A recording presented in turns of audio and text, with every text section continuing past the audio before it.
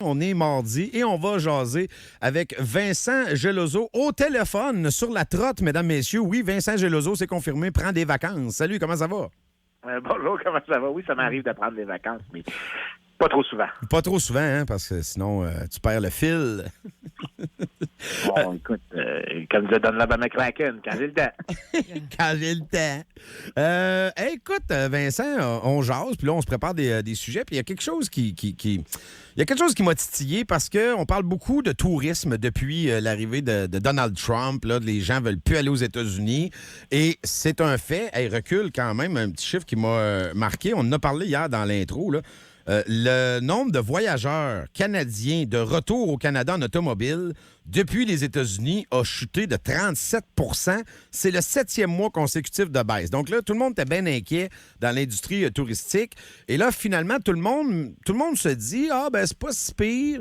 Parce que les Québécois ont compensé, entre autres à Québec, c'est une réalité. À Montréal, un petit peu plus de Canadiens ou d'Européens. Mais on dit à Québec, particulièrement, c'est la hausse du nombre de touristes québécois. Donc, l'industrie du tourisme nous dit c'est pas si grave que ça parce que le gars du Maine est remplacé par le gars de la Gaspésie qui vient faire son tour à Québec. Il y a juste une affaire qui me trottait, puis d'ailleurs, c'est dans un texte de la presse aujourd'hui, puis on le mentionne très rapidement, mais je voulais développer là-dessus. L'argent qui se dépense intra-Québec, est-ce que ça a la même valeur que de l'argent qui arrive, de l'argent neuf qui arrive, mettons, des États-Unis? Ben, écoute, c'est là que tu vois qu'il y a un manque d'éducation économique parmi les journalistes parce que il n'y a pas de différence fondamentalement entre ces choses-là parce que c'est un peu d'importer les catégories comptables qu'on utilise pour créer des statistiques comme le PIB, qui est tout le temps mentionné dans les médias. Ouais. Mais comme économiste, on s'en fout un peu d'où viennent les biens, les services, parce que c'est comme si je te disais, Casey, est-ce que tu te soucies du déficit commercial que tu as avec ton épicier? Non. Il n'y a personne qui pense à ça. En fait, ce qu'il faut que tu penses, c'est la perspective d'un commerçant. Est-ce qu'il y a plus de consommateurs ou moins de consommateurs? La différence avec le tourisme qui est unique, c'est que le consommateur peut être particulièrement plus riche. Donc, imagine, disons, que tu as quelqu'un qui vient d'Arabie Saoudite, qui vient ici et qui a des milliards à dépenser en vacances. Ben, ce consommateur-là, il est beaucoup plus riche, sa demande est beaucoup plus élevée. Donc, l'effet pour le consommateur et tellement pour le détaillant est beaucoup plus gros parce que c'est un gros changement dans la demande. Mais le tourisme, tout ce que c'est, en gros, c'est que tu as des gens de d'autres places qui viennent pour visiter des choses et c'est possible que ton touriste soit quelqu'un qui est peut-être un petit peu plus riche et donc va dépenser plus. Mais c'est juste un consommateur. Je te garantis que le consommateur dans un magasin de Montréal, il ne le remarque pas si le consommateur est de l'Ontario, du Québec ou qui vient de Timbuktu. Il n'y a aucune différence pour la perspective de celui qui vend. Au niveau du détaillant, ça, je comprends. Lui, il vend, mettons, j'ai un hôtel. Je loue une chambre, que ce soit un gars de Trois-Rivières ou un gars de Los Angeles. Je loue ma chambre, je fais mon profit. Mais dans la macroéconomie de l'État, est-ce que c'est pas bien, ça? Parce que là, même tu dis, on est mal éduqué, je le suis probablement moi-même. Moi, j'avais une impression que quand l'argent débarque d'ailleurs dans l'économie avec un grand E, ça avait plus de valeur que de l'argent qui tourne en rond chez nous. Non, pas du tout. C'est vraiment une mépréhension qui se transmet à partir de comment est-ce qu'on mesure le PIB. Quand on calcule le PIB, en gros, ce qu'on fait, c'est qu'on essaye de prendre les dépenses de consommation, puis on ajoute les dépenses d'investissement, donc quand les entreprises achètent des machines, etc., les dépenses de consommation du gouvernement. Puis après ça, les gens disent, ben regarde, après ça, on fait les exportations nettes, donc exportation moins importation. Mais sais-tu pourquoi on fait ça? Non. Parce que tout ce que tu as consommé est déjà compté dans la consommation des consommateurs. C'est-à-dire que si tu as acheté, si disons, on calcule les ordinateurs que tu as achetés, ben, on va calculer ce que tu as acheté chez Bureau en gros. Si on calculait aussi l'importation, Ouais. ben là, on le compterait deux fois. La raison qu'on prend l'exportation, qu'on prend les exportations nettes, c'est parce qu'on ne veut pas compter deux fois, on veut juste compter la demande que les étrangers ont pour nos services. Mais si, disons, les étrangers nous vendent plus de services ici, ils nous vendent plus de biens, ben, nous, on va consommer plus. Donc, la consommation des consommateurs, parce que les prix sont plus bas, va être plus élevée. Donc, c'est parce que les gens pensent que de l'identité comptable, il y a une réalité économique. Non, c'est purement un exercice comptable, le PIB. Il faut que si je pouvais casser cette préconception-là qu'on a dans la tête des gens, pour un entrepreneur, pour une entreprise, pour l'économie, tout ce qui compte, c'est ce que les gens achètent. Donc, il n'y a pas de drame. Donc, l'affaire du tourisme, là, on se fait sciller beaucoup avec ça. Il n'y a pas de drame pour personne. Là.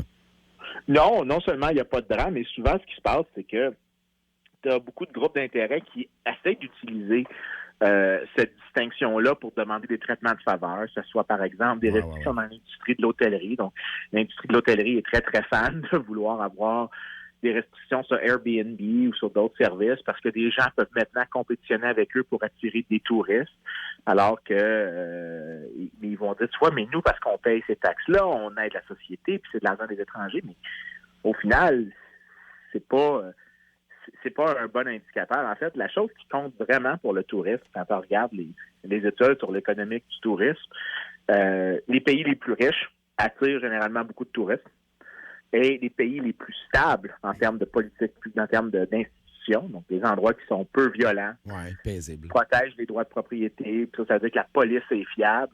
C'est ces endroits-là qui attirent énormément de touristes. Donc, si tu veux vraiment aider le tourisme au Québec, ben peut-être que tu devrais commencer à penser à ce que tu fais qui contraint cette industrie-là. Donc, par exemple, les restrictions sur Airbnb, les restrictions sur les services de restaurants, parce qu'une grosse partie du tourisme, c'est souvent du tourisme alimentaire. Les gens aiment visiter des cuisines différentes, c'est un attrait important dans le voyagement, mais si tu réglementes trop ton industrie, tu vas avoir moins d'offres qui s'agencent à d'autres types de services liés au tourisme. Donc, par exemple, un hôtel avec un restaurant, avec des spectacles. Là, il faut que tu aies un climat, justement, qui est plus permissif économiquement. Et, par exemple, juste pour le plaisir, j'avais été regardé, après que tu m'avais demandé du sujet, il y a un des top journaux qui s'appelle Plus One, qui publie énormément d'articles. Il y a un article qui est sorti il y a quelques mois qui montre, justement, l'effet des différentes institutions qu'on pourrait appeler vaguement définies la liberté économique. Donc, à quel point tu réglementes, à quel point tu taxes, à quel point les droits de propriété sont protégés, donc que la police fait sa job, est-ce que les cours de justice sont fiables. Mais ces indicateurs-là sont liés énormément et positivement à davantage de tourisme. Puis ici, on comprend que là, ce qui arrive, c'est une distorsion momentanée. Là, c'est l'histoire de Donald Trump. Là, on est fâchés. D'ailleurs, les Américains viennent moins aussi. On y va plus. Il y a comme... Oui, mais tu vois, c'est là que je te dis fait parfaitement. Parce que la politique ici, ce qui se passe, c'est que les gens ne veulent pas venir ici nécessairement parce qu'ils ne savent pas, est-ce qu'il va y avoir un tarif si je reviens, l'incertitude dans les règles. Ou même sur la paix sociale. Là, je suis américain avec ma plaque du Vermont, je vais-tu me faire écœurer? Les Canadiens sont-tu fâchés? Là, écoute, moi qui viens qui vit en Virginie, on est en vacances au Québec présentement. Ma conjointe et moi, on s'est posé la question. Ben oui, c'est sûr. Je suis un économiste, j'ai tendance à être une personne assez froide. Je pense qu'on se parle depuis assez longtemps pour savoir que je suis très cartésien, mais même moi, très froid et cartésien, on s'est posé la question, est-ce que je vais me faire graffiner mon auto? Puis t'es Québécois. Je veux dire, t'es Québécois, mais tu vis aux États-Unis. Parce que ma plaque est de la Virginie. Ah oui, je le sais, mais c'est ça, c'est le monde dans lequel on vit. Tant qu'à parler des États-Unis, parce que je sais que tu m'avais proposé ça aussi, l'histoire de l'industrie, pas de l'industrie, de l'Institut de la statistique aux États-Unis, il y a la dame, pas la présidente, la directrice, qui s'est fait mettre dehors par Donald Trump parce que Trump aimait pas ses chiffres. C'est quoi cette histoire-là? C'est pas mal... écoute, les économistes étant une famille de gens très, très étranges et très, très uniques. Mais c'est rare que tu peux trouver des consensus à l'intérieur de cette étrange famille-là. Et sur celle-là, c'est incroyable le niveau de consensus. J'ai pas vu ça depuis les affaires de tarifs, parce que c'est l'autre sujet. Ouais. Depuis pas si longtemps, finalement. Pas si longtemps que ça, finalement, mais dans l'entièreté de ma vie, c'est rare. C'est juste deux événements rares très proches l'un de l'autre. Donc, les probabilités étaient limitées que deux événements rares se produisent si proches l'un de l'autre. Mais la réaction est assez forte parce que c'est clairement une instance de tirer sur le messager, parce que le message qui sortait de ce qu'on appelle le Bureau of Labor Statistics n'était pas plaisant pour le président. C'était sur l'emploi, je pense, hein, c'est ça, la création d'emplois. C'est ça. Et la réponse qu'il a dit, c'est que les agences statistiques sont biaisées pour les démocrates et ils mentent pour nuire à sa cause. Et c'est la critique qu'il a faite. Il a donc licencié ce qu'on appelle la commissaire du Bureau of Labor Statistics. Et en fait, aujourd'hui, ou hier, il a annoncé la nomination d'une personne qui très clairement est sous-qualifiée pour cette position-là, qui est un hack partisan. En fait, c'est un peu comme si François Legault nommait Martin Koskinen à l'Institut de la statistique alors qu'il n'y a aucune capacité. Ça ne veut pas dire que le gars est pas un bon politicien ou un bon staffer, mais c'est pas du tout dans le même domaine de compétences. Donc, c'est à peu près le même type de ridicule qu'il y a dans la nomination. Et ça a créé un tollé. En même temps, tu vois, ça, c'est des affaires qui... Donald Trump, je sais qu'ici, les gens pensent qu'on est pro-Trump à tout vent puis jusqu'à la mort. Il y a une couple de trucs dernièrement qui m'ont un peu gossé. Celle-là en a fait partie parce que, je veux dire, à un moment donné, les chiffres d'emploi, c'est les mêmes depuis toujours, que ce soit des gouvernements républicains ou démocrates. Ça a toujours été la même source. Donc, c'est quand même particulier comme réaction. C'est une réaction, il n'y a rien de réfléchi là-dedans. Oui, Trump s'est fâché. Ben, il s'est fâché, mais l'affaire, c'est que ça tient même pas. N'importe qui travaille un peu avec ces données-là peut voir qu'il n'y a aucune raison de croire qu'il y a un biais. Donc, si tu regardes, en fait, depuis les années 60, quand ces enquêtes-là ont commencé, il y a toujours des erreurs. Il y a toujours des petites erreurs qui apparaissent, mais les erreurs sont souvent très petites. Donc, on parle de plus ou moins 0,25%. Et des fois, c'est 0,25% dans une direction, l'autre fois dans une autre direction. Donc, quand tu prends la moyenne, les plus et les moins s'annulent. Et les erreurs ressemblent à 0 à moyenne. Et en fait, quand tu regardes particulièrement maintenant, donc dans les dernières 20 ans, les erreurs sont encore plus petites. Avant, c'était autour de 0, mais avec beaucoup de swing, beaucoup de différences. Et là, aujourd'hui, c'est autour de 0, puis c'est pacté autour de 0. Donc, les erreurs sont pas grandes. C'est ça, quand tu regardes, peut-être c'est parce que c'est sous l'angle d'un président, le timing est juste bon. Non, en fait, les erreurs différemment du président sont à peu près les mêmes, rouge ou bleu, démocrate ou républicain. En fait, les grosses erreurs, quand tu en vois des grosses erreurs, c'est parce que tu es dans un milieu comme une récession ou la COVID-19 qui n'ont aucun rapport avec le parti au pouvoir. C'est juste qu'il y a un choc particulièrement important qui rend les enquêtes moins fiable à cause de ça. Hey, tu as sorti un livre pendant qu'on était en vacances. Tu nous en avais parlé, en fait. Je pense que tu l'as sorti juste au moment où on partait en vacances autour du libéralisme en 80 idées. Puis là, je vais faire comme tout le monde parce que c'est le jour du livre québécois. Donc, j'invite nos auditeurs à acheter ton livre. Avec ça. Très bon. Il est excellent. Je suis d'accord avec ça. Écoute, si M. Legault pouvait le lire. Hey, mais je sais que tu avais fait une campagne de financement pour l'envoyer à plein de députés.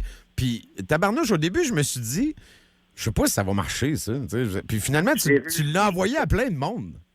J'ai réussi à l'envoyer. Tous les députés du Parti libéral, maintenant, n'ont plus d'excuses pour dire qu'ils ne sont pas exposés aux idées du libéralisme. Ouais. Au minimum. Donc, Oui. sur cet aspect-là, ça a marché, mais le but, c'était d'expliquer qu'est-ce que le libéralisme au Québec, alors que ça a une très mauvaise presse. Ou quand ça en est parlé, c'est des gens qui ne comprennent pas de quoi ils parlent. Ben, c'est ça, j'allais dire, Vincent. Je suis même pas sûr que le Québec. Tu sais, mettons, puis. Tu sais, nous, on en parle, tu sais, puis encore là, tu me dirais, fais-moi une définition, là, un paragraphe, là, exact, la définition. Bref, je pense que je vais l'acheter, ton livre. Parce que non, mais c'est vrai, c'est qu'on vote, puis on sait pas tout le temps. Hein, on vote un peu dans le vent, on sait pas trop c'est quoi. Parce que, je vais te poser la question autrement. Est-ce que le Parti libéral est un parti libéraliste? Il y a des éléments de libéralisme dans le Parti libéral, donc ils ne sont pas illibéraux, dans le sens que il y a toujours un once de vérité pour que ça ait l'air plus ou moins crédible. Mais la manière de résumer le libéralisme, qui est la meilleure manière, c'est que il faut que tu dises que quand on dit démocratie libérale, ça répond à deux questions qui sont distinctes. La première question à laquelle tu réponds avec ça, c'est qui devrait décider? Donc, ça, c'est la partie plus démocratique. Et on dit les citoyens décident. Et ensuite, la deuxième question, c'est quoi les limites du pouvoir politique indépendamment de qui le détient? Et là, la réponse, c'est l'individu possède des droits qui sont fondamentaux et que l'État n'a aucun droit moral de violer. Alors, ça établit c'est quoi l'État minimal dont on a besoin. Un État qui protège les droits de propriété. Un État qui assure la sécurité des individus et crée un environnement dans lequel les gens sont libres de pouvoir poursuivre leur enrichissement personnel, la satisfaction, la poursuite du bonheur, comme disent des Américains. Ouais. Ça, Mais il y a quand même, tu sais, d'après cette définition-là, il y a quand même des petites entorses là, au Parti libéral. Ils devraient relire, je pense, ton livre. Tu as bien fait de leur envoyer. Ça m'a fait plaisir de leur envoyer, mais le libéralisme, c'est vraiment une idée qui est en fait un ensemble d'idées qui est anti-utopique. Il y a une utopie socialiste, il y a une utopie des conservateurs, il y a une utopie nationaliste, mais les libéraux n'ont pas d'utopie. Ils disent l'État est une créature qui est nécessaire, qui est inévitable, mais qui peut être destructrice qui peut étouffer la créativité humaine, qui peut étouffer l'innovation, qui peut ralentir la prospérité. Alors, comment est-ce qu'on fait pour le contraindre aux endroits où on a vraiment besoin de sa présence, ou du moins où est-ce que sa présence n'endommagera pas toutes les choses que je viens de mentionner. Donc, c'est une philosophie qui est mal à l'aise à l'égard du pouvoir politique et qui constamment cherche des solutions qui sont basées dans l'usage du marché, dans la société civile, dans nos familles, et non pas dans l'exercice du pouvoir. Et ça, au Québec, il y a peu de gens qui ont le réflexe libéral de dire est-ce que l'État, c'est vraiment le bon joueur pour régler un problème X ou Y? La réponse est souvent oui. Hey, merci, Vincent. Là, ils l'ont reçu. Encore faut-il le lire, hein? Mais ça, on le saura pas. Ben ça, c'est surtout un problème pour M. Legault, la lecture. Mais non, il en lit plein. Arrête pas de lire. Il en lit 2 par jour. Il n'y a rien d'autre à faire. Ah, écoute, il faudrait qu'il lise la bonne chose. C'est ça la nature du problème que je décris. Merci, Vincent. Salut. Bonne fin de vacances. Cheers. Salut, bye.